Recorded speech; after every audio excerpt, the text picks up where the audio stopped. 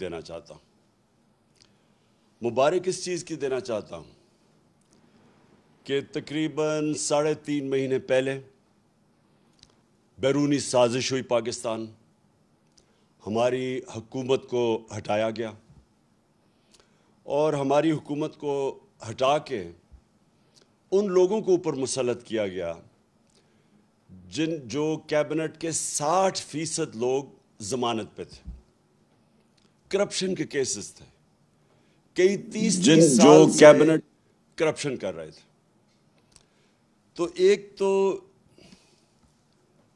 قوم کی توہین کی گئی کہ ہمیں اس طرح سمجھا گیا کہ ہم بھیڑ بکریاں ہیں، کہ کسی کو بھی ان کے اوپر مسلط کر دو تو قوم چپ کر کے بھیڑ بکریوں کی طرح قبول کر لے گی۔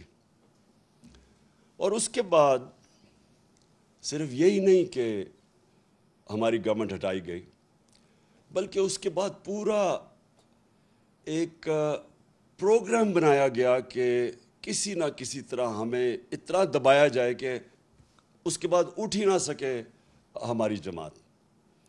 ہم نے جب 25 مئی کو ایک پرامن احتجاج کی کال دی اس بیرونی سازش کے خلاف، اور یہ جو ہمارے اوپر کرپٹ ترین لوگوں کو مسلط کیا گیا تھا، تو جب ہم نے کال دی تو ساری قوم کے سامنے جس طرح کا ظلم کیا گیا، ایک وہ جماعت جس کی کوئی تاریخ ہی نہیں آج تک کبھی انہوں نے توڑ پھوڑ کی ہو یا کوئی انتشار کی، پالیٹکس کی ہو، فیملیز نکلی ہوئی تھی، اور وہ ابھی بھی میری آنکھوں کے سامنے وہ سین ہے کہ جس طرح عورتوں پہ، بچوں پہ، فیملیز کے اوپر جس طرح شیلنگ کی گئی، اور پھر یہ سمجھا کہ یہ کرش کر دیں گے، ہمیں اتنا خوف زدہ کریں گے کہ ہم چپ کر کے گھروں میں بیٹھ جائیں گے۔ تو میں آج اپنی قوم کا اس لیے آپ کا شکریہ ادا کرتا ہوں اور اللہ کا شکر ادا کرتا ہوں کہ اس کا خاص کرم ہے ہمارے پہ کہ ان 3.5 سالوں میں بجائے اس کے کہ قوم اتنی خوف زدہ ہو کے گھروں میں بیٹھ جائے اور یہ ظلم کو قبول کر جائے، لوگ ایک قوم بننا شروع ہو گئے، پاکستان ایک قوم بننی شروع ہو گئی۔ میں نے اپنی زندگی میں صرف ایک دفعہ دیکھا تھا، اور مجھے ابھی بھی یاد ہے، میں عمر میری چھوٹی تھی، 1965 کی جنگ میں مجھے تب جو بھی زندہ تھے تب سب کو لگا کہ ہم ایک قوم بن گئے، ایک قوم کھڑی تھی۔ تو یہ میں نے پہلی دفعہ اس کے بعد اپنی ملک کو ایک قوم بنتے دیکھا ہے۔ جس طرح لوگ نکلے ہیں اس بائی الیکشنز میں نے جو 2018 کا جنرل الیکشن تھا، جب ہمارا پورا ویو آیا ہوا تھا، تب میں نے پبلک کو ایسے نہیں نکلتے دیکھا جس طرح یہ جو 20 بائی الیکشن ہوئے ہیں پنجاب میں، جس طرح اس وقت میں نے اپنی قوم کو نکلتے دیکھا۔ اور ہر چیز کے باوجود میں اس لیے بھی آپ کو آج مبارک دیتا ہوں، اللہ کا شکر ادا کرتا ہوں، اپنی قوم کا شکریہ ادا کرتا ہوں کہ ہر حربہ استعمال کیا گیا ہمیں ہرانے کا۔ پہلے تو ایک غیر آئینی طور پہ اس کو حمزہ کو بٹھا دیا گیا، پنجاب کا وزیر اعلیٰ، اس کی کوئی آئینی حیثیت نہیں تھی، اور اس کو سپریم کورٹ نے کہا کہ تم نے کوئی بھی اسٹیٹ مشینری، ایڈمنسٹریشن، پولیس کو بالکل استعمال نہیں کرنا یہ الیکشن کو متاثر کرنے کے لیے۔ اس نے ہر چیز استعمال کی، اس نے ایڈمنسٹریشن استعمال کی، ہمارے اوپر پورا یعنی کوئی کسر نہیں چھوڑی کہ انہوں نے الیکشن کو متاثر کرنے کے لیے۔ اور جو سب سے شرمناک رول تھا وہ پاکستان کی الیکشن کمیشن کا تھا۔ الیکشن کمیشن نے پورا مل کے نون لیگ کے ساتھ یا حمزہ کے ساتھ پورا مل کے انہوں نے ہمیں الیکشن ہرانے کی کوشش کی۔ تو یہ ایک معجزہ ہے کہ اس سب چیز کے باوجود صرف کیونکہ ایک زندہ قوم کھڑی تھی، ایک زندہ قوم نظر آئی، جس طرح لوگوں نے پولنگ بوتھس پہ گئے, ہمارے کئی جگہ پولنگ ایجنٹس نہیں تھے, اس کے باوجود جس طرح الیکشن لڑا گیا, میں آپ سب کو سلام پیش کرتا ہوں. اور یہ اب جو آپ دیکھ رہے ہیں, یہ ایک نئی تاریخ بن رہی ہے پاکستان کی. لیکن اس سے پہلے ہوا کیا اس سازش سے؟ میں اپنے جلسوں میں بھی کہہ بیٹھا ہوں, لیکن میں آپ کو بار بار یہ چیز دہرانا چاہتا ہوں کہ ہمارے ملک سے ہوا کیا کہ ایک ملک جو ترقی کر رہا تھا, جو سارے پاکستان کے جو معیشت کے جو انڈیکیٹرز ہوتے ہیں, یعنی جو اکنامک انڈیکیٹرز ہوتے ہیں, وہ سارے صحیح راستے پہ جا رہے تھے. پاکستان کی اکنامک سروے جو اس حکومت کی سروے جو نکلتی ہے, انہوں نے جو جون میں اکنامک سروے نکالی, اس کے مطابق پاکستان 6% اپنی اس کی جو معیشت تھی گرو کر رہی تھی. یعنی ہماری دولت کے اندر 6% اضافہ ہو رہا تھا, اور اس سے پچھلے سال 5.6% پہ اضافہ ہوا. یہ 2 سال جو تھے, 17 سال کے بعد پاکستان نے 2 سالوں میں اس طرح کی ترقی کی, 17 سالوں کے بعد. اور وہ کب پہلے تھا؟ جنرل مشرف کے دور میں. تب کیوں ترقی ہوئی؟ کیونکہ ہم امریکہ کی جنگ لڑ رہے تھے, اور جب ہم امریکہ کی جنگ لڑ رہے تھے تو ڈالرز آ رہے تھے باہر سے. وہ ہم اپنی وجہ سے نہیں, باہر سے پیسہ آ رہا تھا, جس کی وجہ سے پاکستان نے ترقی کی. یہ 17 سال کے بعد اس طرح کی ترقی ہوئی. ہماری زراعت 4.4% پہ اوپر آئی. 4 ہماری جو فصلیں تھیں ان کی بمپر کراپ یعنی ریکارڈ پیداوار ہوئی 2 سال. جو فیوچر ہے پاکستان کا, ٹیکنالوجی کا, ہم نے جو اپنی ٹیکنالوجی کی جو سیکٹر کی مدد کی, 2 سالوں کے اندر 75% ہماری آئی ٹی کی ایکسپورٹس بڑھی. اور ہم جو باقی ہمارے پلانز ابھی آگے تھے, ٹیکنالوجی زونز کو جو ابھی ڈیولپ کر رہے تھے, باہر سے انویسٹمنٹ آ رہی تھی, وہ بیچ میں رہ گئی. لیکن ٹیکنالوجی کی طرف ہم پورے اپنی, کیونکہ نوجوان آبادی ہماری, یہ فیوچر ہے, اس کے اوپر بھی, اس راستے پہ بھی نکل گئے تھے. اور جو سب سے زیادہ ضروری جو مجھے خوشی ہوئی جس چیز کی, کہ ہم نے پاکستان کے اندر پہلی دفعہ ایک اپنے ملک کو فلاحی ریاست کی طرف لے کے جا رہے تھے. اور وہ کیا کہ ہم نے وہ چیز کی جو آپ اکثر دنیا کے ملک میں دیکھ لیں, ہیلتھ کارڈ, ہیلتھ انشورنس.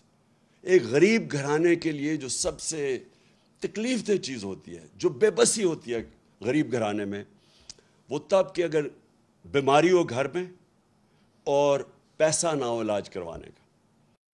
اور یہ جو بھی, میں بلکہ غریب گھرانے چھوڑیں, سفید پوش گھرانوں کے اندر بھی یہ ہوتا ہے کہ کئی دفعہ ہوتا کیا ہے کہ ایک ایسی بیماری آ جاتی ہے جس کی وجہ سے جو بجٹ ہے ایک خاندان کا وہ اپسیٹ ہوتا ہے, اور وہ خاندان ہی مقروض ہو کے غربت کی لکیر سے نیچے چلا جاتا ہے.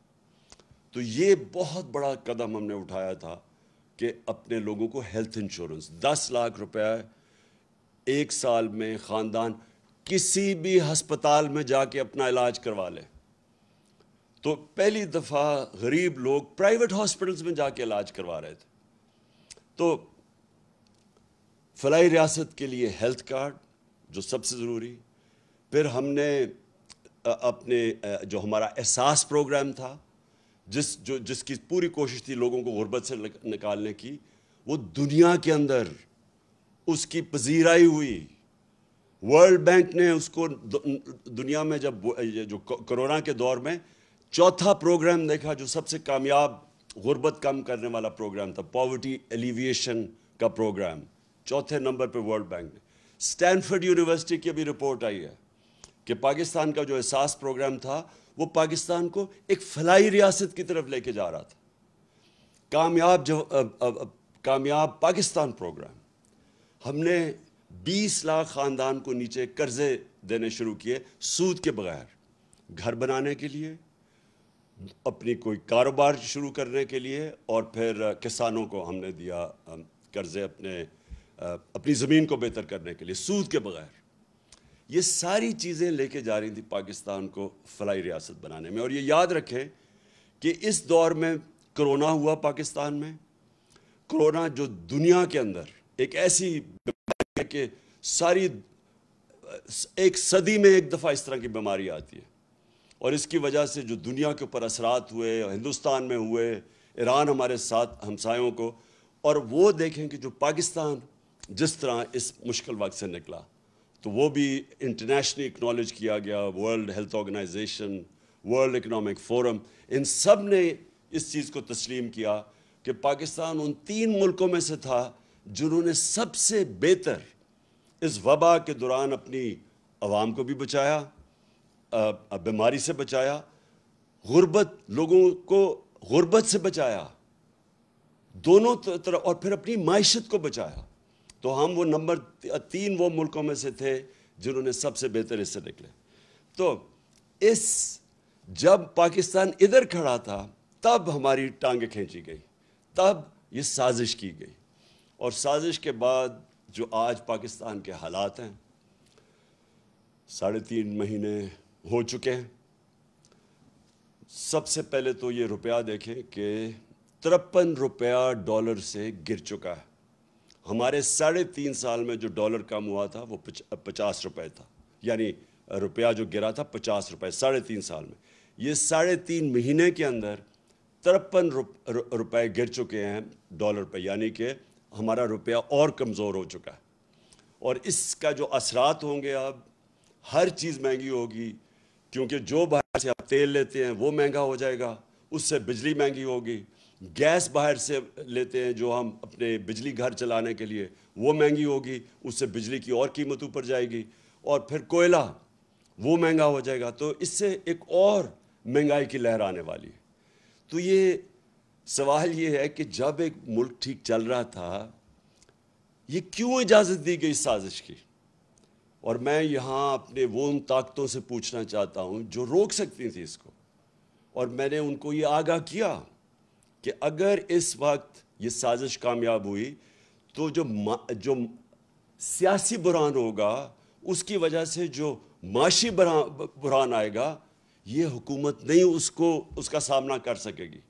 کیونکہ انہوں نے تو جب بھی یہ حکومت میں آئے ہیں, انہوں نے تو کبھی بھی معیشت ٹھیک نہیں کی. یہ یاد رکھیں, ڈاکٹر عشرت حسین کی کتاب ہے کہ 90 کی دہائی سے پہلے پاکستان ہندوستان سے بھی آگے تھا اور بنگلہ دیش سے بھی آگے تھا. جب سے یہ 2 خاندان آئے ہیں, ہم ان دونوں سے, ہندوستان سے پیچھے رہ گئے, بنگلہ دیش سے بھی پیچھے رہ گئے. تو ان کی وجہ سے تو ملک نیچے گیا ہے. اس لیے میں نے پوری کوشش کی بتانے کی بھی کہ ان سے نہیں سنبھالا جائے گا, اور آج ساری قوم کے سامنے ہے جو پاکستان کے حالات ہیں, اور ان سے نہیں سنبھالے جائیں گے. جدھر آج کھڑے ہیں, ہم سب کو یہ خوف ہے کہ یہ اب مزید اور ہے کہ ہم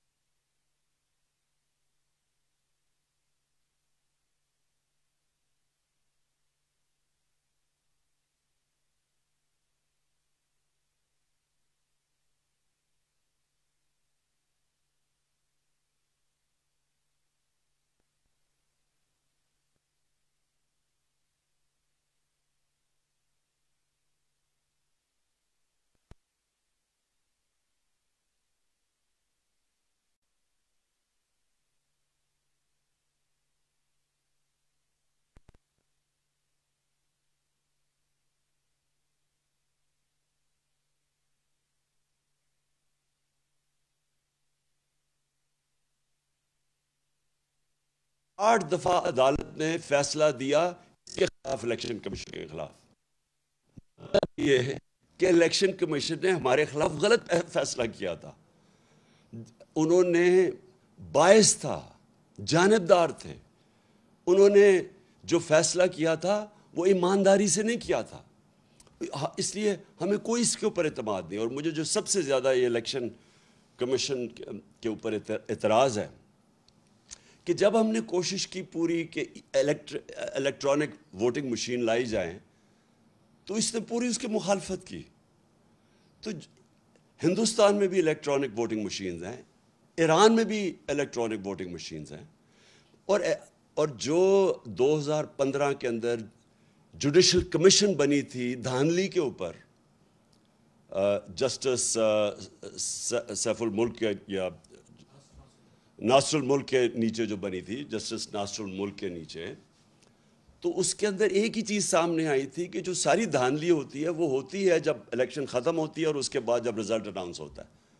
تو جب آپ کے پاس الیکٹرانک ووٹنگ مشین آ جائے تو جیسے الیکشن ختم ہوتا ہے رزلٹ آ جاتا ہے، تو وہ ساری دھاندلی ختم ہو جاتی ہے.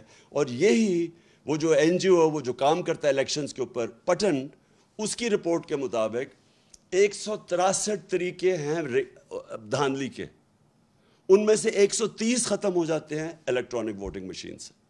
لیکن یہ الیکشن کمیشن نے پوری سازش کی، سیبوٹاج کیا، اور اس نے نہیں ہونے دی الیکٹرانک ووٹنگ مشینز. لہٰذا میری نمبر 1 ڈیمانڈ یہ کہ اگر آگے اب ہم نے نکلنا ہے تو سب سے پہلی چیز تو ہمیں ایک کریڈیبل الیکشن کمیشن چاہیے. نمبر 2،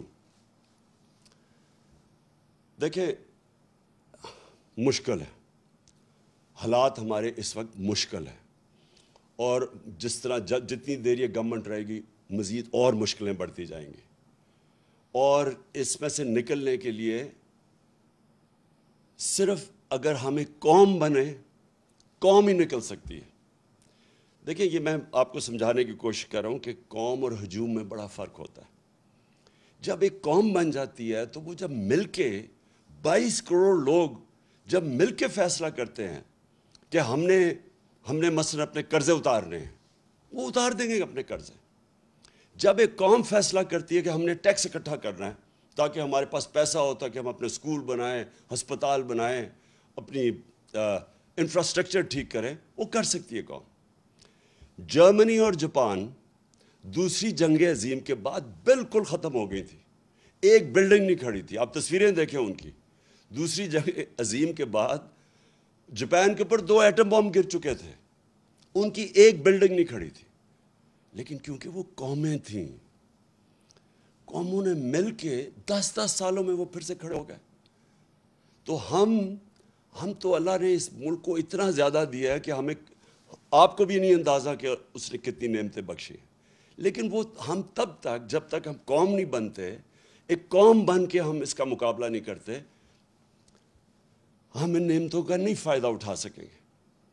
ہم جب، مجھے بڑی اچھی طرح یاد ہے جب زلزلہ آیا پاکستان میں 2005 اور 2010 میں جب سیلاب آیا، کیونکہ میں کام کر رہا تھا، ریلیف ورک کر رہا تھا، میں لوگوں کے بیچ میں تھا. تو اگر آپ نے دیکھنا تھا، اگر اس کی آپ کو کسی نے سٹوریز لکھی ہوں، تو جب قوم نے مل کے ان دونوں بحران، زلزلے کا اور سیلاب کا، ہمیں کوئی، سیلاب میں تو ہمیں امداد بھی کسی نے نہیں دی. انہوں نے کہا آصف زرداری اوپر بیٹھا ہوا ہے، یہ ہم کوئی پیسے نہیں سے دیں گے کیونکہ اس کے پیسے سیدھے ملک سے باہر چلے جائیں گے. پیسے بھی نہیں ملے. لیکن ہر پاکستانی نے شرکت کی. بیرون ملک پاکستانی مجھے انوائٹ کر کے پیسے دیتے تھے کہ آپ یہ سیلاب زدہ لوگوں کی مدد کریں. اور ہم اس سے نکل گئے کیونکہ قوم سب کچھ کر سکتی ہے. تو ابھی بھی جو اب سامنے ہمارے راستہ ہے، اس میں باحیثیت ہم قوم مقابلہ کر سکتے ہیں.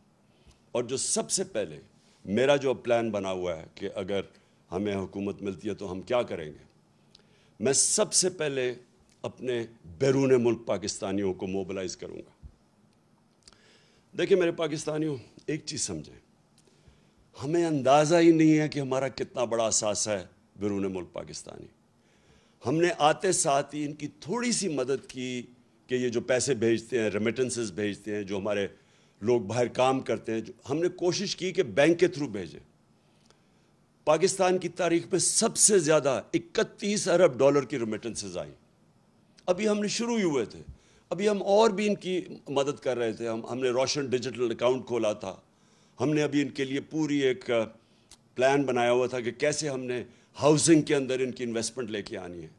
جو سب سے بڑا میرا پلان تھا، اور مجھے سب سے افسوس ہے کہ پہلا پلان سیبوٹاج کیا یہ آصف زرداری کی سندھ حکومت نے۔ ہم نے ایک بنڈل آئلینڈ ہے، اس کے اوپر ایک پورا ایک نیا شہر بنا رہے تھے، ماڈرن سٹی، اور بڑے بڑے انویسٹرز آ گئے جنہوں نے اربوں ڈالر اس میں انویسٹ کرنا تھا۔ تو اس سے ہونا کیا تھا کہ اس سے ایک تو کراچی جو پھیلتا جا رہا ہے اور جو مشکل، پانی بھی نہیں دے سکتے، سیوریج بھی نہیں دے سکتے، یعنی کراچی کا حالات جو کھنڈر بنتا جا رہا ہے، جب ایک پورا ایک ماڈرن سٹی جس طرح دبئی ہے، کیا وجہ کہ ہم دبئی جیسا ایک جزیرے کے اوپر شہر نہیں بنا سکتے؟ تو وہ پورے انویسٹرز بھی آ گئے۔ سندھ حکومت نے سیبوٹاج کیا، انہوں نے کہا کہ نہیں، ہم این او سی دے کے واپس لے لیا، اس میں ڈالرز آنے تھے۔ دوسرا جو راوی سٹی ہے، راوی سٹی لاہور کو بچانے کے لیے پرانا پلان ہے کہ 15-20 سال کا، اس کے لیے بھی لوگ آ گئے، انویسٹرز تیار، ابھی بھی انویسٹرز ہیں، پتہ نہیں ابھی وہ، کیونکہ جب سے ہماری حکومت گئی ہے مجھے نہیں پتہ، وہ بھی آ گئے۔ ایک عدالت نے 1 سال سٹے آرڈر دے دیا، آگے بڑھ نہیں رہے تھے ہمیں، تو رکاوٹیں تھی، لیکن اگر دونوں جگہ پیسہ آ جاتا تو آج یہ جو ہمارا روپیہ گر رہا ہے، یہ روپیہ نہ گرتا، کیونکہ ہمارے پاس ڈالرز آ جانے تھے باہر سے۔ تو کہنے کا مقصد یہ کہ اس طرح کے اور ہمارے پلانز ہیں جو بیرون ملک پاکستانی ہیں، وہ سب سے پہلے اگر ہم ان کے لیے جو پیکیج میں تیار کر رہا ہوں، ہم جب ان سے جب پیسہ آئے گا تو جب تک ہماری ایکسپورٹس اوپر جاتی ہے، کیونکہ اس وقت ہماری امپورٹس زیادہ ہے، ایکسپورٹس کم ہے، اور ہماری ریکارڈ ہمارے دور میں سب سے زیادہ ایکسپورٹس ہوئے تھے، تو جب تک ہماری ایکسپورٹس امپورٹس کے ساتھ نہیں ملتی، تب تک ہم بیرون ملک پاکستانیوں سے ڈالرز منگوا کے تو یہ پورا کریں گے، جو گیپ پورا کریں گے، تاکہ ہمارے روپے پہ پریشر نہ پڑے جو روپیہ گرتا جا رہا ہے۔ تو پہلی چیز تو میری یہ ہے کہ ہم نے اپنے بیرون ملک پاکستانیوں کو پوری طرح اس ملک کی جو ہم اس بحران سے نکالیں گے، پوری طرح ان کی ہم مدد لیں گے، اور ان کا جو اربوں ڈالر ان کے باہر پڑے ہیں، یہ محنت کش لوگ ہیں، ان کا انشاءاللہ پیسہ لے کے آئیں گے۔ یہ کبھی بھی پیسہ جو ابھی حکومت میں بیٹھے ہیں، کبھی ان کو پیسہ نہیں دیں گے۔ کیوں نہیں وہ پیسہ دیں گے؟ ابھی ریمیٹنسز نیچے چلی گئی ہیں، کیوں نہیں دیں گے؟ کیونکہ ان کو کہتے ہیں پیسہ پاکستان لے کے آؤ، اور یہاں سے ہی اپنا پیسہ باہر نکال دیتے ہیں۔ یعنی یہ کس طرح کی لیڈرشپ ہے کہ خود اپنے ان کے اربوں ڈالر باہر پڑے ہوئے ہیں، اور دوسروں کو کہتے ہیں کہ پاکستان میں آ کے پیسہ انویسٹ کرو۔ کیوں بیرون ملک پاکستانیوں نے اتنے بڑے مظاہرے کیے ان کے خلاف؟ جب ہماری حکومت گرائی ہے، کبھی پاکستان کی ہماری تاریخ میں بیرون ملک پاکستانی اس طرح کبھی نکلے ہی نہیں باہر مظاہرہ کرتے ہوئے۔ کیوں وہ نکلے ہیں؟ کیونکہ ان کو پتہ ہے کہ ان کی اربوں ڈالرز کی پراپرٹیز باہر پڑی ہوئی ہیں، تو ان کو کہتے ہیں پاکستان میں پیسہ انویسٹ کرو، یہاں سے پیسہ چوری کر کے باہر لے جاتے ہیں۔ تو ان کے ہوتے ہوئے کوئی باہر سے پیسہ نہیں آنے لگا، اس لیے یہ ہاتھ پھیلا کے پھرتے ہیں کبھی کسی ملک کے پاس، اور یہ واقعی اس قوم کے لیے شرمندگی ہے کہ ہمیں میرے دور میں جو مجھے سب سے شرمندہ ہونا پڑا کہ جب یہ خزانہ خالی چھوڑ کے چلے گئے تھے۔ آپ کو پتہ ہے سب سے بڑا خسارہ یہ چھوڑ کے گئے تھے، کرنٹ اکاؤنٹ ڈیفیسٹ جسے کہتے ہیں، 2018 میں۔ تو مجھے مجبوراً جانا پڑا اپنے دوست ملکوں کے پاس پیسہ لینے کے لیے، تو بڑا شرم آتی ہے، حالانکہ میں 30 سالوں سے شوکت خانم کے لیے پیسے اکٹھے کرتا ہوں، لیکن جب میں پاکستانیوں سے پیسے اکٹھے کرتا ہوں مجھے شرم نہیں آتی، کیونکہ پاکستانیوں کا ہاسپٹل ہے۔ لیکن جب کسی باہر والے سے جس طرح مجھے پیسہ مانگنا پڑا پاکستان کے لیے، میں آپ کو یقین دلاتا ہوں کہ یہ میرے لیے تو شرم مجھے آتی ہے، لیکن یہ ہمارے ملک کے لیے برا ہے۔ وہ پاکستانیوں کی عزت نہیں کرتے جس ملک کے سربراہ جا کے دنیا سے پیسے مانگتے ہیں۔ اس لیے انشاءاللہ اس بار ہم نے پلان بنایا ہوا ہے کہ ہم نے صرف اپنے بیرون ملک پاکستانیوں سے پیسہ اکٹھا کرنا ہے، اور ان کے پاس اتنا پیسہ ہے کہ ہمیں کوئی IMF کے پاس جانا نہیں پڑے گا انشاءاللہ۔ دوسری چیز دیکھیں، پاکستان کا جو سب سے بڑا مسئلہ ہے وہ ہے جس کو انگریزی میں کہتے ہیں رول آف لا، مطلب انصاف، مطلب قانون کی حکمرانی، مطلب کہ قانون کے سامنے سب ایک برابر۔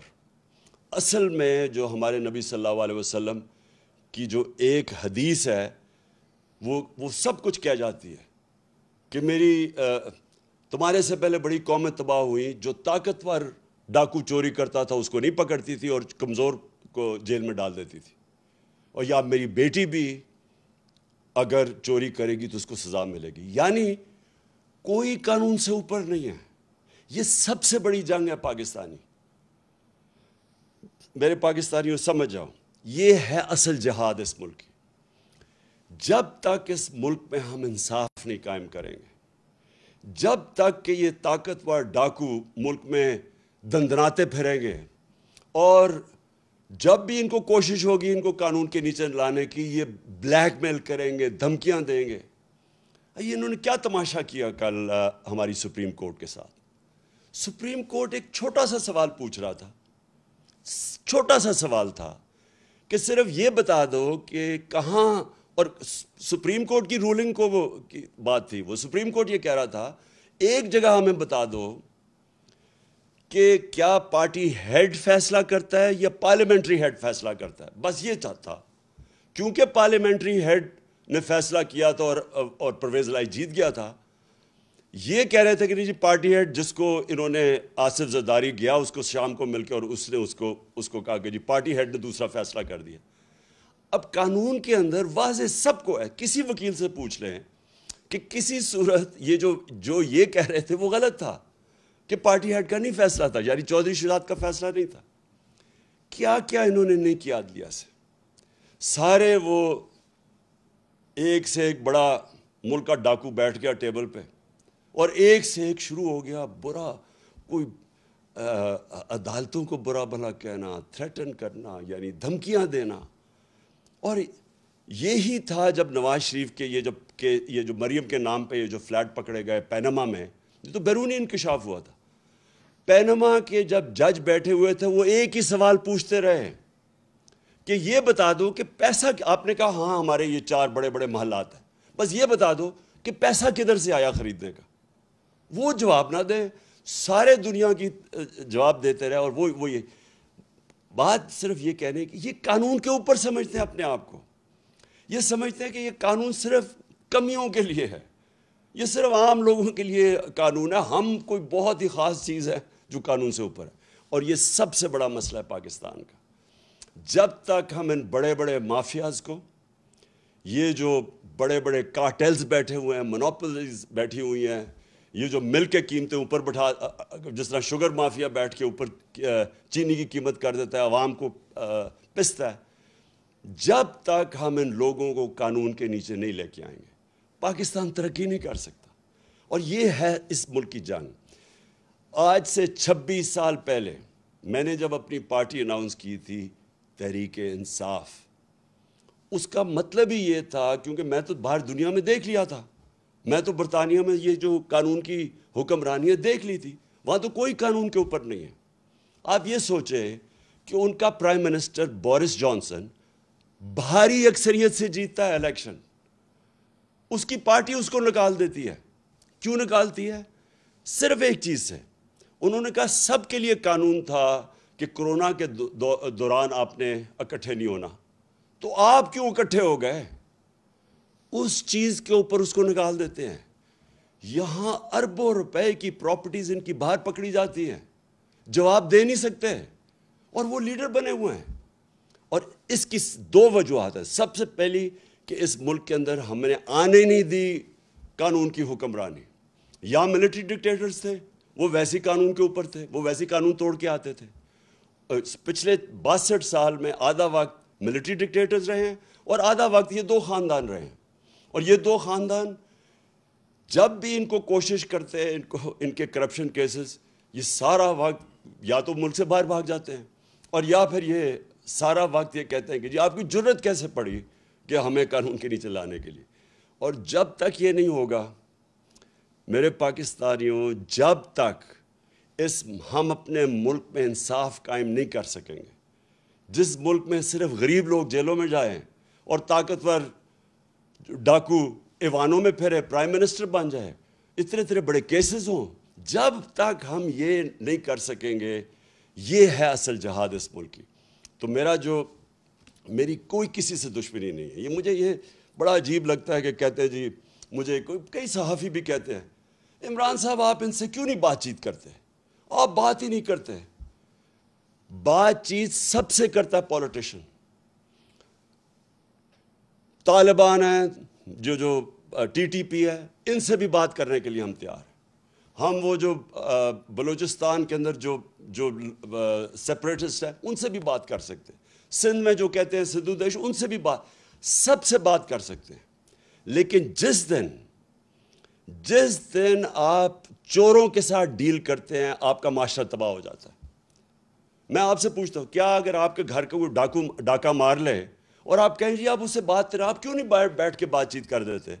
تو وہ تو سارے ڈاکے مارنے شروع ہو جائیں گے۔ آپ اگر جب تک سزائیں نہیں دیں گے ڈاکے مارنے والوں کو، تو معاشرہ تو چلتا ہی نہیں آگے۔ یہ ذہنوں میں ڈال لیں کہ بات چیت میری کوئی ذاتی دشمنی نہیں ہے، لیکن اگر ہم نے ملک کو بچانا ہے، اور کوئی ملک آج مجھے بتا دے، سوئٹزرلینڈ، جو ملک خوشحال ہے، سارے خوشحال ملکوں کے اندر ایک چیز ہے، کوئی قانون سے اوپر کوئی انسان نہیں ہے۔ اور یہ ہمارے، پھر سے میں اپنی قوم کو بار بار بتاتا ہوں کہ میرے پیارے نبی صلی اللہ علیہ وسلم نے 1500 سال پہلے تقریباً یہ کہہ دیا تھا کہ اگر تم نے تباہ ہونا ہے تو طاقتور ڈاکوں کو چھوڑ دو اور کمزور کو پکڑو۔ اور یہ ہمارا اس وقت سب سے بڑا چیلنج ہے۔ اس کے بعد جو اللہ کا حکم ہے امر بالمعروف، دیکھیں میں نے اپنا ٹائم کتنے 20-25 سال گزارے ہیں برطانیہ کے اندر، اتنا بڑا فرق ہے ان کے اور ہمارے معاشرے میں۔ دیکھیں ایک معاشرہ اچھائی کے ساتھ جب تک نہیں کھڑا ہوتا تو برائی اوپر آ جاتی ہے۔ اللہ کا حکم ہے کہ امر بالمعروف، اچھائی کے ساتھ کھڑے ہو اور برائی کے خلاف کھڑے ہو، برائی کے خلاف جہاد کرو۔ یہ جس کو کہتے ہیں، جب تک آپ اپنی اخلاقیت کا معیار اوپر نہیں اٹھاتے، معاشرہ اوپر نہیں جاتا۔ جب ہم اچھے برے کی تمیز ہی ختم کر دیتے ہیں، جن کے اوپر اربوں روپے کے کیسز ہیں کرپشن کے، ان کے اوپر پھول پھینکتے ہیں، جو ملک سے ایک سزائے یافتہ ملک سے جھوٹ بول کے فرار ہوا ہے اور اسے کہتے ہیں جی کہ اس کے کیسز ہی معاف کر دو۔ یعنی جب ہم یہ کرتے ہیں، یا یہ جو چور اوپر آ کے بیٹھ گئے ہیں جو ان کو سزا ہونی تھی، ہم اپنے معاشرے کو تباہ کر لیتے ہیں۔ جب بھی آپ کوئی ایڈوانس معاشرہ دیکھیں گے، اس میں آپ یہ دیکھیں گے امر بالمعروف۔ اور پھر جو آخری دو چیزیں یہ ہیں کہ پاکستان کو ایک فلاحی ریاست بننا ہے۔ فلاحی ریاست کیوں بننا ہے؟ کیونکہ دیکھیں چائنا نے یہ ثابت کیا،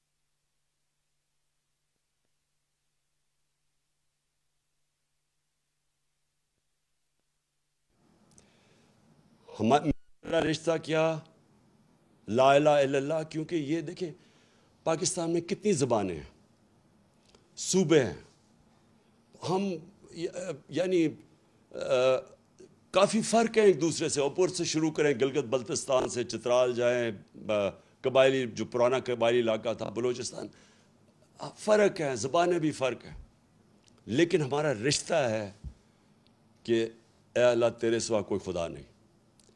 دیکھیں یہ جو رشتہ ہے ہمیں یہ مضبوط کرنا ہے، یہ ہے نظریہ پاکستان. اور نظریہ پاکستان جب لا الہ الا اللہ کا نعرہ لگا تھا تو وہ کیوں لگایا تھا؟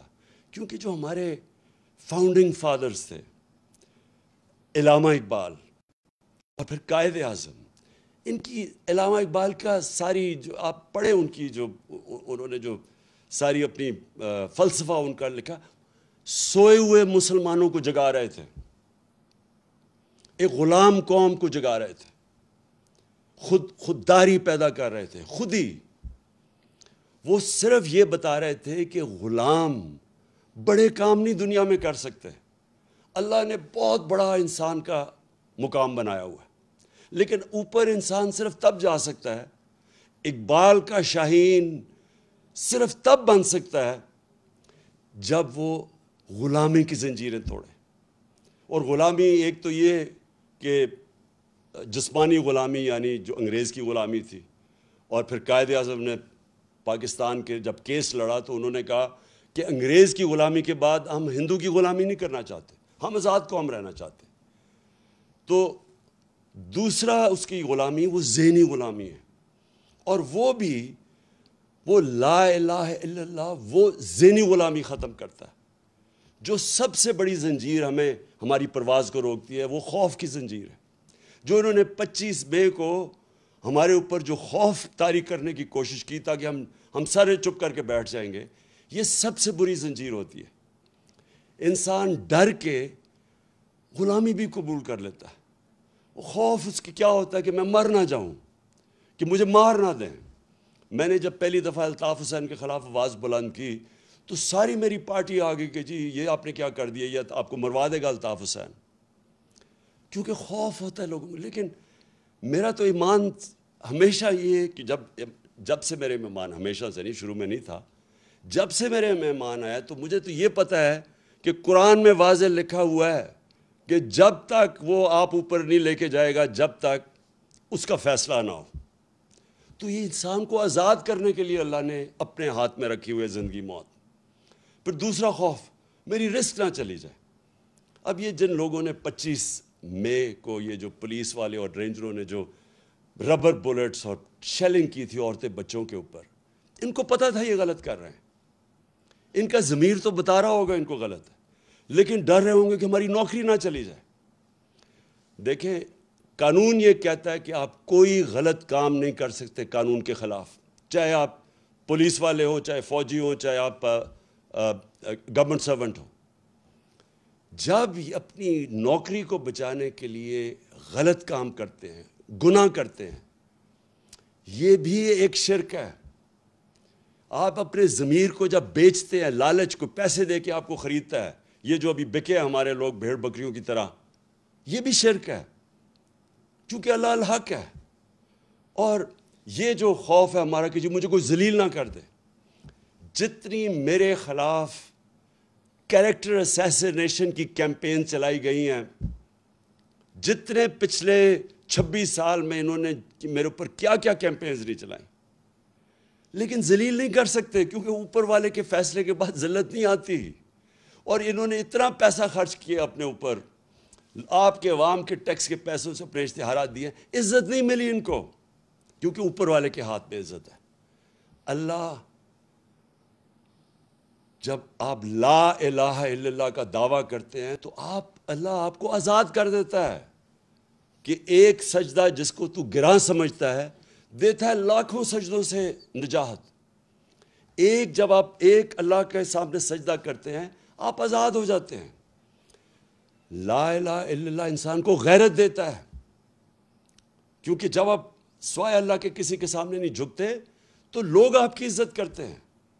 اور قوموں کا بھی یہی ہے کہ جب ایک دھمکی آئے امریکہ سے اور ایک دھمکی کے اوپر ہم ان کی جنگ میں شامل ہو جائیں اور اپنے 80,000 لوگوں کو قربان کر دیں امریکہ کے لیے، اور پھر برا بھلا بھی وہ ہمیں کہیں، اور ہم اپنے لوگوں اپنا قبائلی علاقہ تباہ کر دیں ان کو خوش کرنے کے لیے، اور ہم 100 ارب ڈالر سے اوپر اپنے ملک کا نقصان کر دیں، اور ہمارے ملک میں 400 ڈرون اٹیک کریں جس کی کوئی مثال ہی نہیں ہے کہ آپ جس ملک کی مدد کر رہے ہیں وہ آپ کے اوپر ہی ڈرون اٹیک کر رہا ہے، عورتیں بچے مار رہا ہے، اور کوئی بولے نہ خوف کی وجہ سے کہ وہ امریکہ سپر پاور ہے۔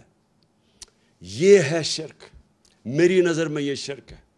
میں جب یہ جنگ چل رہی تھی میں مسلسل کہتا رہا کہ یہ غلط ہے، مجھے کہہ رہے تھے طالبان خان ہے اور ہر قسم کی میرے اوپر، بلکہ یہ اخباروں میں پڑھے مجھے انہوں نے کیا کہا کہ دہشت گرد ہے اور یہ وہ ہے۔ دیکھیں میں اپنی قوم کو سب کو کہنا چاہتا ہوں، ہم نے اپنے آپ کو ذلیل کیا ہے یہ شرک کر کے۔ آپ ریمنڈ ڈیوس مزنگ کے اندر دن دہاڑے 2 پاکستانیوں کو 19 اور 20 سال کے لڑکوں کو گولی مار دیتا ہے، اس کی بیوی خودکشی کر لیتی ہے کہ مجھے یہ انصاف نہیں ملے گا کیونکہ امریکن نے گولی ماری ہے۔ آپ کو پتہ ہے کہ پاکستان کے انصاف کے نظام نے کیا کیا؟ اس کو پکڑ کے امریکنز کو واپس کر دیا اور وہ کھلا پھرا تھا۔ کیا پاکستانی وہاں یہ کرے تو کیا وہ معاف کریں گے؟ ہمارے ایمل کانسی نے امریکہ کے اندر 2-3 لوگ قتل کر دیے اور وہی پاکستان آ گیا۔ انہوں نے پاکستان آ کے ہمارے قانون کے یعنی ہماری عدالتوں کے بغیر یہاں سے آ کے اغوا کر کے لے گئے، اور ہم نے ان کی مدد کی اغوا کرنے کے لیے۔ اور امریکہ کے اندر جج پوچھتا ہے کہ آپ نے پاکستان سے اس کو اٹھا کے لے آئے، کیسے آئے؟ تو اس کا وکیل کہتا ہے کہ پاکستان ڈالر سے لیے اپنی ماں کو بھی بیچتے۔ یہ ہم نے ذلت اٹھائی ہے، یہ ہمارا قصور ہے، یہ امریکہ کا قصور نہیں ہے، کیونکہ ہم یہ خوف کے بت کی پوجا کرتے ہیں۔ میں کبھی یہ نہیں کہوں گا کہ ہم کسی قوم کی دشمنی لیں، میں یہ کبھی نہیں کہوں گا کہ ہم امریکہ کے ساتھ اپنے تعلقات بگاڑ دیں۔ ہمیں اچھے تعلقات ہمیشہ رکھنے چاہیے امریکہ سے۔ سب سے زیادہ ایکسپورٹ کرتے ہیں ہم امریکہ کو، ہماری جو سب سے طاقتور کمیونٹی ہے پاکستانی، وہ امریکن پاکستانی کمیونٹی ہے۔ لیکن غلامی، اس سے بہتر ہے انسان مر جائے کہ اگر آپ نے غلامی کرنی ہے۔ میں تو غلامی سے بہتر ہے کہ آپ کو مر جانا چاہیے۔ دیکھیں ہمیں خوددار قوم بن کے رہنا ہے۔ ہمارے بڑوں نے جہاد کی تھی، جدوجہد کی تھی پاکستان کے لیے، اس لیے نہیں کی تھی کہ آج ہم ایسے بیکاریوں کی طرح پھریں کسی کے سامنے اور جھکیں کسی کے سامنے۔ تو میں آپ اپنی قوم کو یہ صرف کہنا چاہتا ہوں، دیکھیں لا الہ الا اللہ کو سمجھیں، یہ ہماری قوم کو غیرت دے گا۔ ہم اپنے پیر پہ کھڑا ہونا سیکھیں۔ میں یہ جو آج آپ کے سامنے رکھ رہا ہوں، میں اس باری انشاءاللہ بیرون ملک پاکستانی ہوں، ان سے میں انشاءاللہ پیسہ اکٹھا کروں گا تاکہ ہمیں کسی اور کے پاس جا کے ہاتھ نہ پھیلانے پڑے۔